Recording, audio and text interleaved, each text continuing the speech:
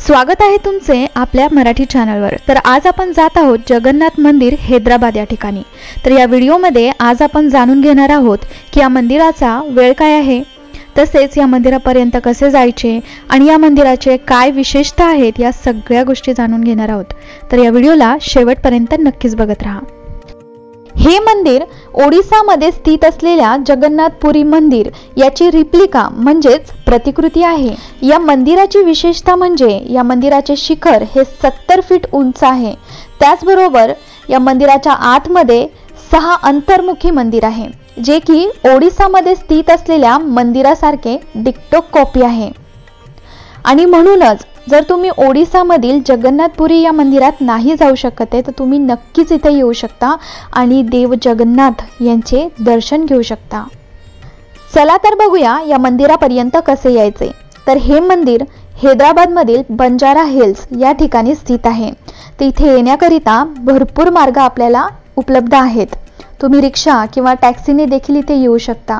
रेल्वेने जर तुम्हाला यायचं असेल तर हैदराबादमध्ये या मंदिराच्या जवळचे रेल्वे स्टेशन हे डेक्कन रेल्वे स्टेशन आहे।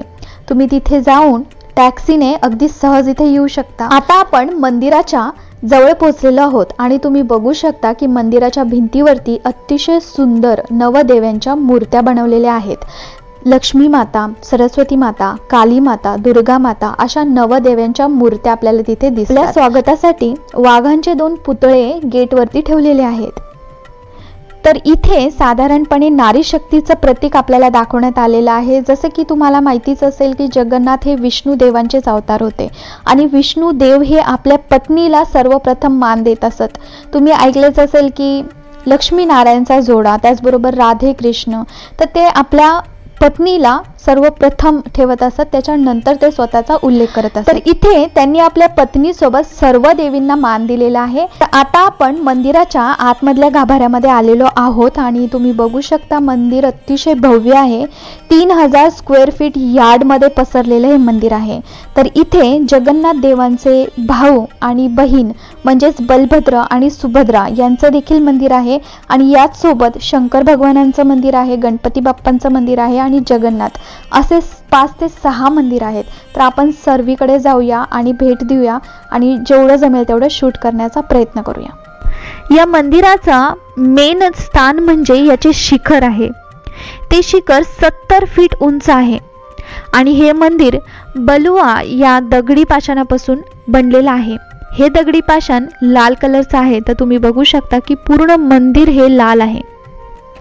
तर सर्वात प्रथम आपण दर्शन करणार आहोत जगन्नाथ यांची बहीण म्हणजे सुभद्रा देवी यांचं, आणि आतमध्ये शूटिंग अलाउड नसल्यामुळे मी नाही करू शकली।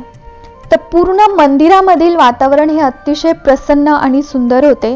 कुठे हवन करत होते तर कुठे घंटानाद चालू होती, त्याचबरोबर आरती करत होते आणि आरती ही एक ठिकाणी नसून 2 ठिकाणी होती। तर पहिले ही देवीची आरती केली जाते, जसे की तुम्हाला म्हटलं पहिला मान देवीचा असतो आणि त्यानंतर जगन्नाथ देवाची आरती मागच्या साईडला होते। तर ही आरती घेऊन आपण आता मागच्या साईडला जात आहोत।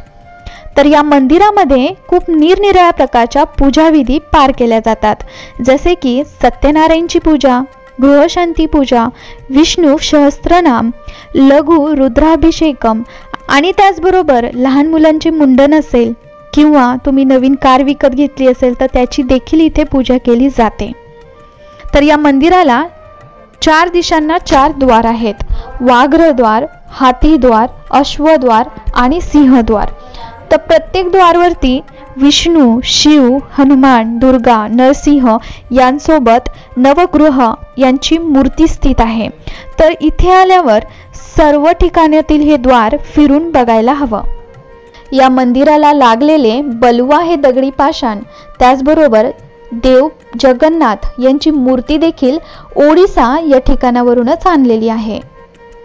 तर हे मंदिर ओडिसा समुदायांनी 2009 मध्ये बांधले होते। या मंदिराचे काम हे 2004 पासून सुरू केले होते। तर सुमारे 5 वर्षांमध्ये हे भव्य दिव्य असे मंदिर बनून तयार झाले। जगन्नाथ देवाचे दर्शन झाल्यानंतर आता आपण जात आहोत शिवजींचे दर्शन करण्याकरिता। तर इथे खूपच सुंदर असे शिवलिंग विराजमान आहे आणि तुम्ही बघू शकता खूपच सुंदर असे कोरीव काम केलेले छोटेसे मंदिर इथे शिवजींचे आहे। तर यांचे दर्शन करून आपण पुढे जात आहोत गणेशजीचे दर्शन करण्याकरिता, जे की शिव मंदिराच्या पुढेच विराजमान आहेत। आणि गणेशजीचे दर्शन झाल्यानंतर आता आपण पूर्ण मंदिर फिरून बघणार आहोत की इथे काय काय आपल्याला बघायला मिळतं ते। तर तुम्ही परत एकदा इथे जगन्नाथ देवाचे दर्शन करू शकता। अतिशय छोटी मूर्ती इथे कोरलेली आहे लाकडामध्ये, कारण आपल्याला मंदिरामध्ये जास्त वेळ नाही थांबता येत गर्दी असल्यामुळे। आणि तुम्ही बघू शकता की कोरीव काम किती सुंदर आहे, इथे मूर्त्या किती छान कोरलेल्या आहेत। आणि फिरता फिरता आम्हाला इथे भगवद्गीतेचे देखील दर्शन झालेले आहे। तर इथे भगवद्गीतेचे पूर्ण पुस्तक इथे ठेवलेलं आहे, ज्यांना वाचायची इच्छा आहे त्यांनी वाचू शकता।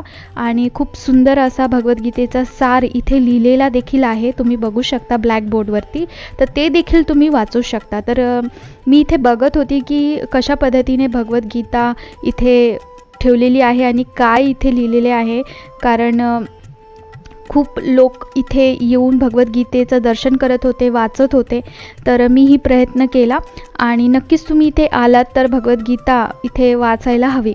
तर आता आपण पुढे जात आहोत आणि गणेशजीचे मंदिर आपल्याला इथे बघायला मिळतं। इथे खूप जास्ती गर्दी असल्यामुळे आम्ही शेवटी इथे आलेलो आहोत आणि गणेशजीचे दर्शन घेतलेले आहे। तर सुरुवातीला गणेशजीचे दर्शन घ्यायला हवे, पण आम्हाला इथे आल्यानंतर काही सुचले नाही खूप गर्दी असल्यामुळे, त्यामुळे सगळ्यात शेवट इथे दर्शन झालेलं आहे। मंदिरामध्ये फिरत असताना खूपच सुंदर अशी आपल्याला श्रीकृष्णाची मूर्ती बघायला मिळते, जिथे श्रीकृष्ण स्वतः अर्जुनाचे सारथी बनलेले आहेत। खूपच सुंदर आणि मनमोहक अशी ही मूर्ती भिंतीवरती कोरलेली आहे। खूपच छान असं कोरीव काम इथे आपल्याला बघायला मिळतं। त्यामध्ये निरनिराळ्या प्रकारचे देवी देवता, स्वर्गीय प्राणी, चित्रगुप्त, यमदूत आणि त्याचबरोबर बऱ्याच कामुक मूर्त्या देखील बघायला मिळतात।